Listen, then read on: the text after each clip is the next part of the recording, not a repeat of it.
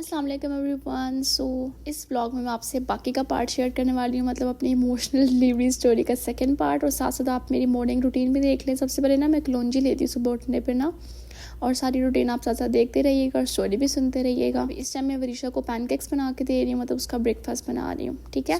मैंने स्टोरी कहाँ से छोड़ी थी कि हम रेडी हो गए थे हॉस्पिटल जाने के लिए। मतलब मैंने घर का सारा काम कर लिया था और रात में हम लोगों ने हॉस्पिटल जाना था। फिर मैं वहाँ पे गई, उन्होंने मुझे एडमिट कर लिया और मुझ पे ना वो लगा दिए कि चेक कर सके कि मुझे कॉन्ट्रैक्शंस आ रहे हैं कि नहीं आ रहे। तो मुझे कॉन्ट्रैक्शंस बिल्कुल भी नहीं आ रहे थे। फिर उन्होंने मुझे ना मेडिसिन देने शुरू कर दी, मतलब मेडिकेशन दी कि मुझे ना पेन्स आए। मतलब उन्होंने मुझे आर्टिफिशियल पेन्स देना शुरू कर दिए, क्योंकि मुझे नेचुरल पेन तो आ ही नहीं रहे थे। ना हर किसी का ना केस डिफरेंट होता है, किसी को नेचुरल पेन्स आ जाते हैं और उनकी डिलीवरी हो जाती है, किसी को नहीं आते तो उनको फिर आर्टिफिशियल पेन्स देने पड़ते। मेरे केस में ऐसा कुछ भी नहीं हुआ, तो मुझे आर्टिफिशियल पेन्स उन लोगों ने दिए। शुरू मुझे इतना फील नहीं हुआ और कॉन्ट्रैक्शंस आना शुरू हो गई थी। उसके बाद जो मेरी हालत हुई मैं आपको बता नहीं सकती कि एक दर्द आ रही थी और एक दर्द जा रही थी, एक दर्द आ रही थी एक दर्द जा रही थी। मतलब कि 3 सेकंड का आराम मिलता था और 3 सेकंड बाद दोबारा दर्द आती थी। और वो दर्द जिसे कहते हैं ना 200 हड्डियाँ टूटने जितनी दर्द होती है एक मतलब औरत को जब वो माँ बनी होती है, बिल्कुल सच कहते हैं इतनी दर्द होती है। मैं डरा नहीं रही हूँ किसी को भी। कहते हैं ना अल्लाह हिम्मत देता है, अल्लाह ताला ने ना औरत को हिम्मत इसलिए ज़्यादा दी है कि उसने माँ बनना होता है। मुझे लगता है कि ये ना हिम्मत सिर्फ औरत में ही है, मर्द में इतनी हिम्मत नहीं हो सकती। मर्द को हल्का सा फ्लू भी हो जाए, बुखार हो जाए तो वो लोग बिस्तर पे पड़ जाते हैं। वो ऐसे नहीं माँ के कदमों के नीचे जन्नत अल्लाह ने दी है, इसलिए दी है कि वो इतनी दर्द बर्दाश्त करती है। उसके बाद भी फिर वो अपने बच्चों को देखती है, बड़ा करती है, तो बहुत हिम्मत का काम है यार। मुझे आइडिया था कि दर्द होगी, पर यह आइडिया नहीं था कि इतनी दर्दें होगी। जब दर्दें ना स्टार्ट करते हैं तो यूट्रस की ओपनिंग होती है, लेकिन मेरी यूट्रस की जो ओपनिंग थी वो बहुत स्लो हो रही थी। मतलब 2 सेंटीमीटर 3 सेंटीमीटर, और इतनी दर्दें मुझे आ रही थी, मुझसे बिल्कुल बर्दाश्त नहीं हो रहा था। डॉक्टर ने रिकमेंड किया कि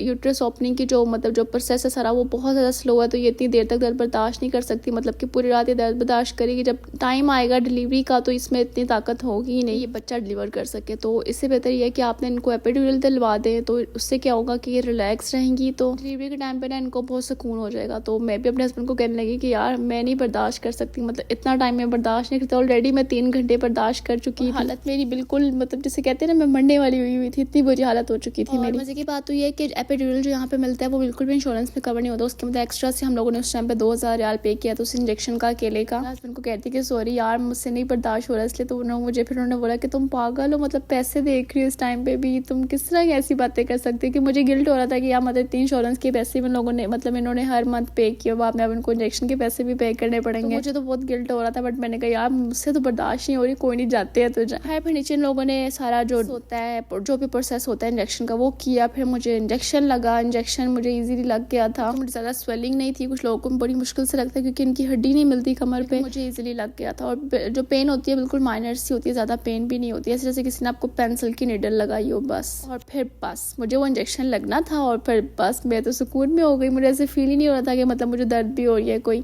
फिर अल्लाह करके पूरी रात गुजरी और सुबह जब डॉक्टर चेक करने आई तो तब भी मेरी डायलेशन जो थी ना वो 8 सेंटीमीटर थी। मतलब जो बच्चा जब डिलीवर करना होता है तो आपको 10 सेंटीमीटर चाहिए होते हैं, लेकिन मेरी तो 8 सेंटीमीटर थी। उन्होंने कहा नहीं अभी थोड़ा सा और वेट करना पड़ेगा। फिर एक सीनियर डॉक्टर आया, उन्होंने मेरे हस्बैंड से परमिशन ली कि मैं चेक कर सकता हूँ, तो उन्होंने कहा ठीक है आप कर लें। 1 घंटे बाद 9 सेंटीमीटर जब बोले डॉक्टर ने बोला कि अब हम ठीक है अब 9 सेंटीमीटर हो गया, अब हम कर सकते हैं। लेकिन सब्र अभी रुके। विशु मैडम को तो ऐसे पता ना चल गया, उसके आने का टाइम हो गया। उसकी हार्ट बीट इतनी तेज हो गई थी, लिटरली उसकी हार्ट बीट 200 प्लस पे चली गई थी। और 200 प्लस हार्ट बीट बहुत ज्यादा होती है, मतलब किसी न्यूबॉर्न बच्चे के लिए। और डॉक्टर इतने एकदम मतलब परेशान हो गए थे कि एकदम क्या हुआ कि इसकी हार्ट बीट इतनी तेज कैसी हो गई। मुझे इतनी सर्दी लग रही थी, मतलब मैं लिटरली कांप रही। मेरे ऊपर डॉक्टर ने ला के एक कंबल डाला, दूसरा डाला, तीसरा डाला, चौथा डाला, फिर जाके मेरी कोई मतलब ट्रम्बल कर रही थी ना वो मेरी जाके कुछ हद तक कम हुई। डॉक्टर ने बोला कि अब थोड़ा सा वेट करेंगे, हम इसकी हार्ट बीट ना कंट्रोल मतलब देखेंगे कि नॉर्मल होती है कि नहीं होती। अगर नहीं होगी नॉर्मल तो हम लोग को ऑपरेशन करना पड़ेगा। मतलब कि मेरे 90% चांसेस बन गए थे कि मेरा ऑपरेट होने वाला है। लेकिन वो कहते हैं ना अल्लाह ने जब जो लिखा होता है ना आपके नसीब में तो आपके साथ वही होता है। तो ना आधे घंटे वेट करने के बाद ना उसकी ना जो हार्ट बीट थी ना वो नॉर्मल होने शुरू हो गई थी। मतलब कि विशु की हार्ट बीट नॉर्मल होने शुरू हो गई थी। और फिर जब उसकी हार्ट बीट नॉर्मल हुई तो फिर डॉक्टर ने आके कहा कि ठीक है भाई अब यही टाइम है। और आप सब सोच नहीं सकते कि उस टाइम पे मेरे साथ कोई भी नहीं था मेरे सिवाय, मतलब सिवाय मेरे हस्बैंड। पाकिस्तान में तो आपके साथ नाना मामा हर मतलब पूरे खानदान में कोई ना कोई आपके साथ जरूर होता है हॉस्पिटल में। मतलब सास होती है या माँ होती है, मतलब कि आधा खानदान आपका हॉस्पिटल मौजूद होता है। लेकिन मेरे साथ लिटरली कोई भी नहीं था, कोई भी नहीं। फ़ोन पे मामा थी जो सिर्फ गाज से बात कर रही थी जारी बात है मेरी तो ऐसी कंडीशन ही नहीं थी। इधर मेरी डिलीवरी का टाइम था और मामा उधर मुसल्ले पे बैठी हुई थी। मतलब पूरी रात मेरी माँ ने मेरे लिए दुआएं की थी कि मेरी बच्ची अकेली है तो उसको उसके साथ ऐसा कुछ भी ना हो कि इसकी वजह से वो बेचारी परेशान हो, और उसका ऑपरेट तो बिल्कुल भी ना हो। मेरी मम्मा ऑपरेट से इसलिए डरती थी कि उनको था कि ये अकेली है बिल्कुल ही, अगर इसका ऑपरेट हो गया तो ये बिल्कुल भी संभालने नहीं जाएगी, क्योंकि ऑपरेट जब होता है तो आप लोग को मतलब 2 महीने या 1 महीना तो रेस्ट करना पड़ता है, बेड रेस्ट करना पड़ता है। और मेरी ऐसे मतलब मेरी कोई केयर करने वाला भी नहीं था ना, घर को कोई देखने वाला था, तो फिर मेरे ऑपरेट हो जाता ना तो मेरे लिए बहुत ज़्यादा मुश्किल हो जाता कि मतलब मैं कैसे घर देखती और कैसे अपना बच्चा मैनेज करती। तो इसलिए मेरी मामा बड़ी इस बात पे थी कि नहीं तुम्हारी नॉर्मल डिलीवरी होनी चाहिए। खैर फिर डॉक्टर ने बोला ठीक है इट्स टाइम नाउ, तो अब आप पुश करना स्टार्ट कर दें। वो टाइम मैं अपनी ज़िंदगी में कभी नहीं भूल सकती कि मतलब इतना मुश्किल होता है वो टाइम। मेरे हस्बैंड बिल्कुल मेरे साथ खड़े हुए थे, क्योंकि यहाँ पे अलाउ होता है कि हस्बैंड आ सकते हैं रूम में, और बस अल्लाह का नाम लिया फिर टाइम आ गया कि विशु आ गई इस दुनिया में। लेकिन जब वो आई थी, मतलब जब वो पैदा हो गई थी, तो उसकी हार्ट बीट का वो कह रहे थे कि कोई प्रॉब्लम है, आई डोंट नो वो सच कह रहे थे झूठ कह रहे थे, या फिर पैसे बनाने थे। उन्होंने उसको ना निक्कू में रख लिया। मुझे मतलब मैंने सिर्फ उसको देखा था, मतलब लाइक मैंने देखा भी नहीं था। मेरे हस्बैंड को बस मैंने बोला जब वो डिलीवर हो गई कि आप जाके उसको देखे तो सही कम अज़ कम। फिर वो गए मेरा हाथ छोड़ के, उसको देखा और डायरेक्ट बस उसको जो बैंड होता है, नेम बैंड होता है, वो पहनाया और उसको बस निक्कू में लेके चले गए। मुझे देखने भी नहीं दिया विशु को, मतलब मैंने नहीं देखा था। विशु निक्कू में चली गई और फिर बस उसके बाद मेरी जो हालत थी, उन्होंने शायद मुझे बहुत नींद आई हुई थी और मैं सो गई। सुबह के 9:44 AM पे विशु पैदा हुई थी और फिर मैं सो गई थी और फिर मैं कुछ 1:30-2 बजे उठी थी। फिर मुझे मेरे रूम में शिफ्ट कर दिया और वहाँ पे मुझे बस शाम तक ही रुकना था, उसके बाद मुझे डिस्चार्ज कर देना था। लेकिन मैं अकेले हाथ वापस आने वाली थी घर। मुझे इस बात का बिल्कुल भी आइडिया नहीं था कि विशु मेरे साथ घर नहीं जाएगी, और जब मुझे पता चला कि मैंने अकेले घर जाना है, विशु ने साथ ही जाना, तो मैं इतना रोने वाली हो गई कि यार मैंने मतलब अभी बच्चा डिलीवर किया और मैं अपना बच्चा साथ भी नहीं लेके जा सकती। डॉक्टर्स यहाँ पे डॉक्टर्स जो होते हैं वो बहुत ज़्यादा एक्स्ट्राऑर्डिनरी केयर करते हैं। उन्होंने देखा उसको थोड़ा सा कोई सांस का इशू था या पता नहीं क्या था, आई डोंट नो।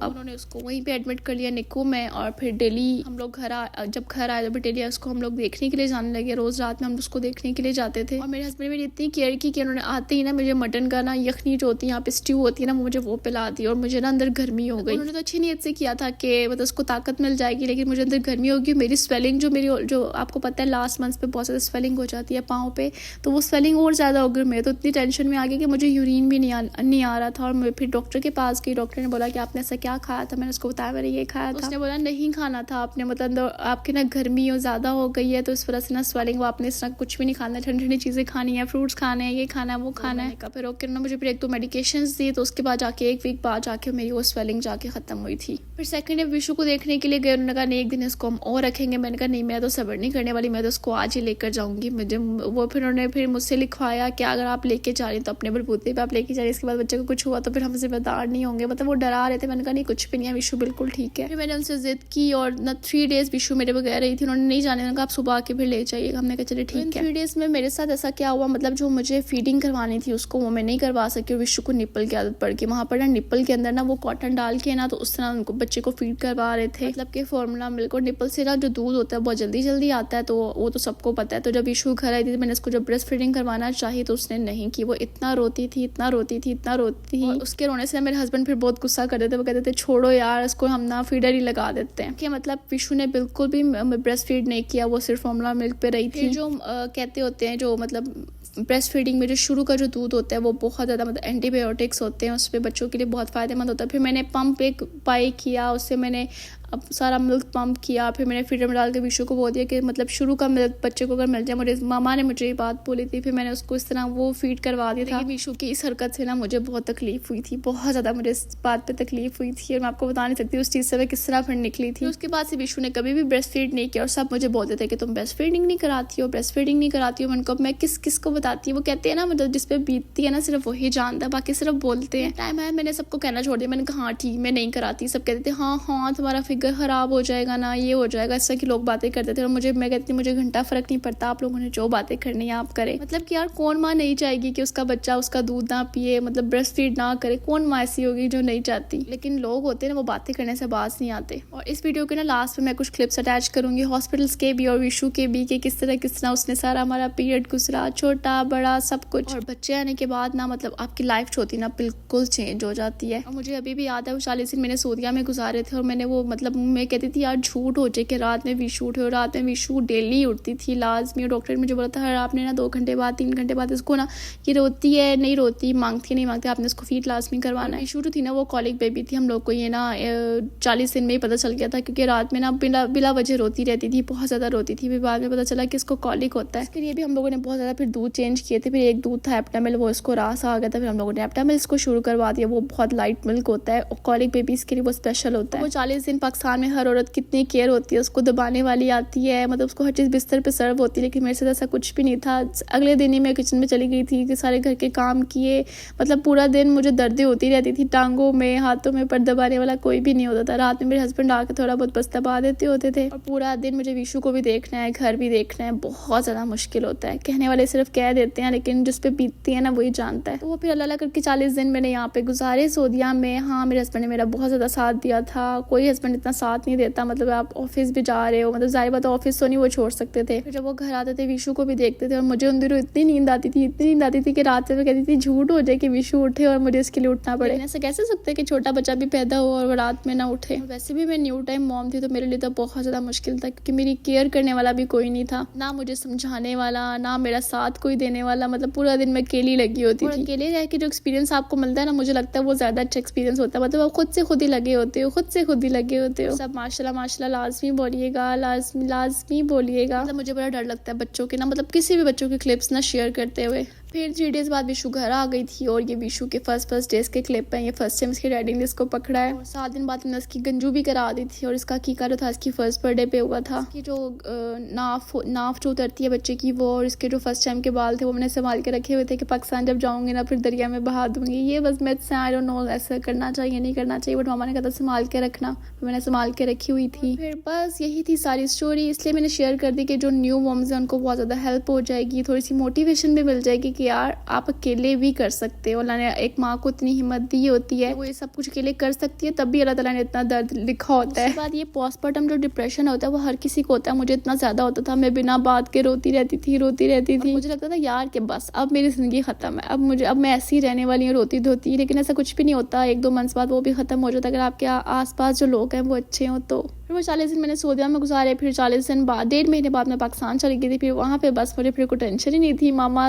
वगैरह ईशा वगैरह सब विशु को देखते थे, इतने सब खुश थे, और मैं तो ज़्यादा खुश थी कि भाई वहाँ पे मुझे अब कुछ करना नहीं पड़ेगा। माँ का घर ना माँ का घर होता है। उसके बाद फिर मेरी जर्नी शुरू हो गई, वेट लॉस जर्नी, जो मैंने प्रेगनेंसी के बाद की थी। मैंने 20 kgs वेट पुट ऑन किया था, और वो मैंने 3 मंथ्स के अंदर अपना सारा वेट लूज़ किया था। 60 kgs पे मैं आ गई थी। वो अगर आप चाहते हैं कि मैं आपके साथ शेयर करूँ कि किस तरह मैंने लूज़ किया था, तो आप लोग कमेंट्स में मुझे ज़रूर बताइए कि मैं आपके साथ लाजमी शेयर करूँगी। ये शुरू के मंथ्स में अगर आप वेट लूज कर लो ना प्रेगनेंसी का तो हो जाता है। अगर 1-2 साल गुजर जाए ना फिर बहुत मुश्किल होता है, कि अभी जो फैट होता है आपकी बॉडी में वो फ्रेश होता है, लेकिन जब वो थोड़ा ठोस हो जाए, थोड़ा हैवी हो जाए ना, फिर उसको लूज करना बहुत मुश्किल हो जाता है। तो मैंने ना 3-4 मंथ्स के अंदर सारा अपना वेट भी लूज कर लिया था, क्योंकि लोग कहते थे हाँ इतनी मोटी हो गई हो।